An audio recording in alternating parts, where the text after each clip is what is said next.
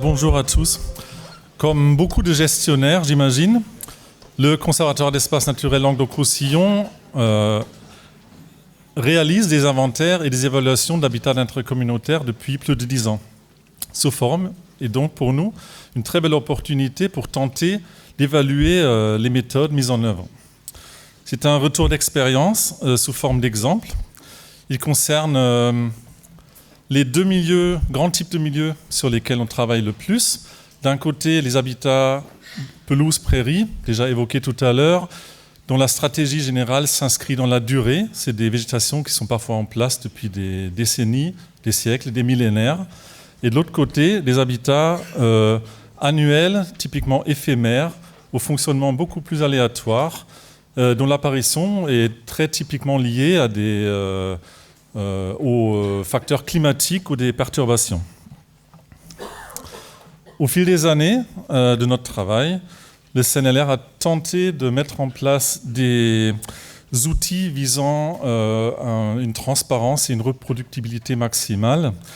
À commencer par l'inventaire, il nous a semblé essentiel de développer une clé de détermination des habitats intercommunautaires qui n'existe pas à l'échelle nationale, en tout cas pas à l'époque, qui repose sur un principe très simple, à savoir la présence d'espèces caractéristiques égale présence de l'habitat.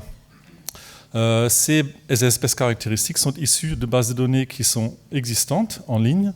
Nous sommes servis des bases de données de Philippe Jules, qui sont accessibles à tout le monde déjà.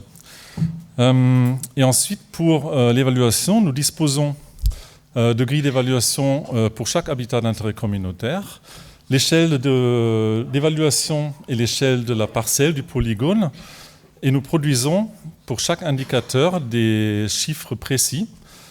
C'était issu d'une demande de la DREAL Languedoc-Roussillon à l'époque pour avoir la possibilité de suivre dans le temps l'évolution de ces indicateurs.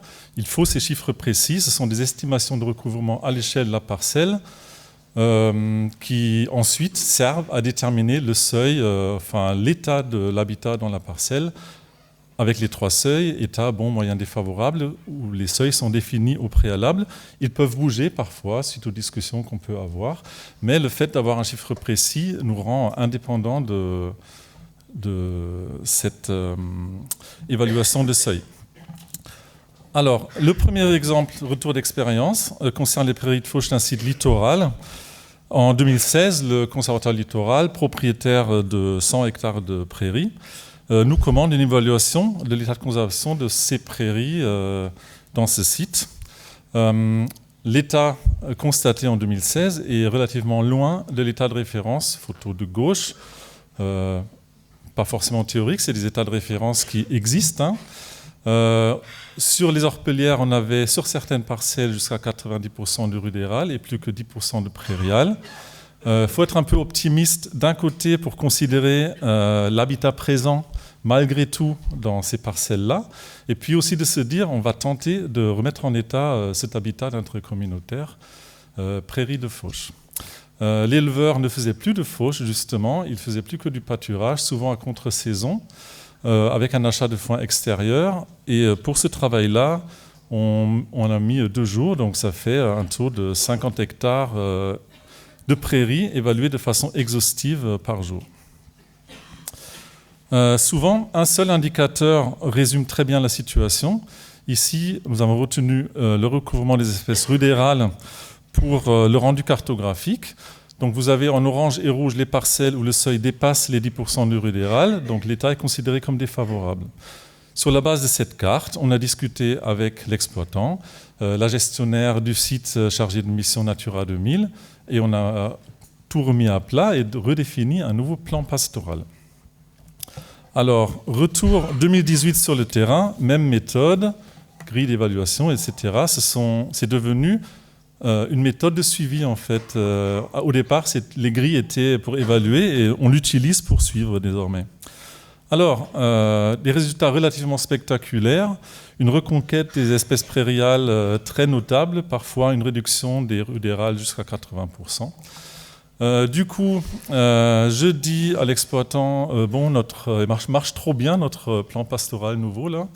Il me répond avec un grand sourire, peut-être, mais en fait, je ne l'applique pas encore.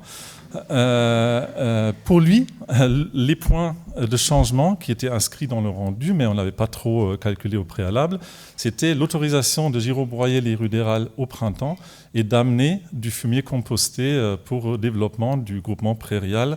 Ces 2 points qui étaient interdits avant, et pour lui, ça a tout changé. Et du coup, il est redevenu autonome en fourrage. Cet exemple est censé illustrer, pas que, mais surtout les avantages de la démarche.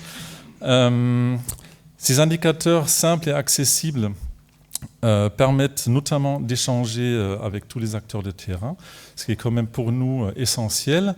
Et aussi, ça permet aux gestionnaires de mettre en œuvre ces évaluations eux-mêmes.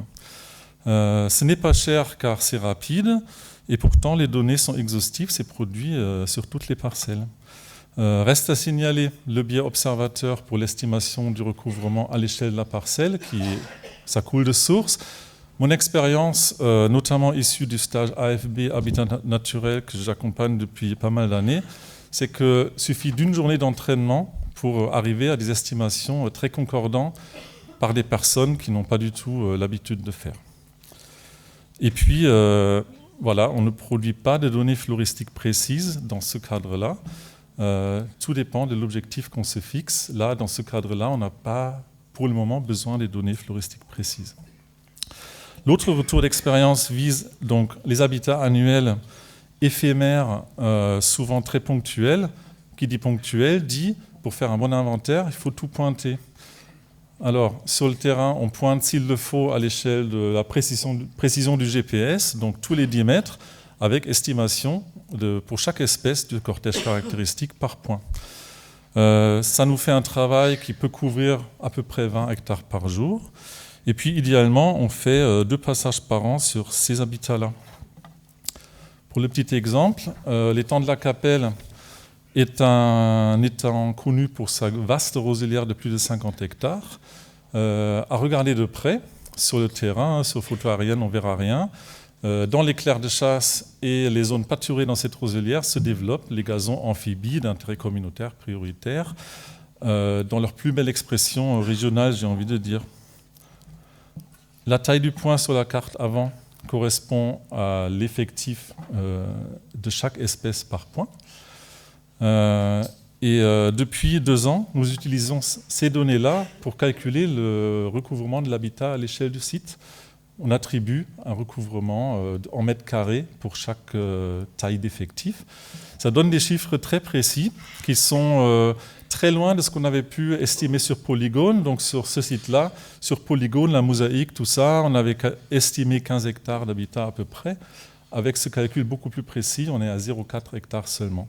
Bon, pour vous donner une petite ordre d'idée de comparaison. Alors, en termes d'inventaire, ces pointages exhaustifs, de notre point de vue, sont très précis et totalement reproductibles. C'est un petit peu plus chronophage, mais le coût reste quand même relativement raisonnable. Alors, quid de l'évaluation de l'état de conservation de ces habitats naturels ? Justement, l'année 2018 nous a amené à reconsidérer l'évaluation de ces habitats. Exemple, site Mar de Vindre, qui est un des 5 sites français avec présence de marcellée pubescente, espèce directive caractéristique de l'habitat mare temporaire méditerranéenne. Vous avez sur la carte les points bleus, donc 2003 à 2010. Depuis, il n'y a plus d'expression de l'espèce, et les points jaunes sont les points 2018. Donc il y avait eu beaucoup d'années de sécheresse depuis 2010, pas d'expression de l'espèce, et pourtant le site a été suivi, évalué par le muséum, le CBN, le gestionnaire, le CEN, etc. Les uns ont dit on ne voit rien, donc on ne sait pas trop quoi dire. Les autres ont dit on ne voit rien, donc c'est très mauvais. Ce qui nous a amené à une conclusion, ces habitats annuels devraient être évalués à l'échelle temporelle qui correspond à leur expression typiquement par éclipse, donc minimum 10 ans, et un indicateur en lien direct avec le cortège connu du site, donc c'est site par site, ça a été dit tout à l'heure aussi déjà, nous paraîtrait particulièrement pertinent. Toutes nos productions seront disponibles à ce lien-là. Merci beaucoup de votre attention.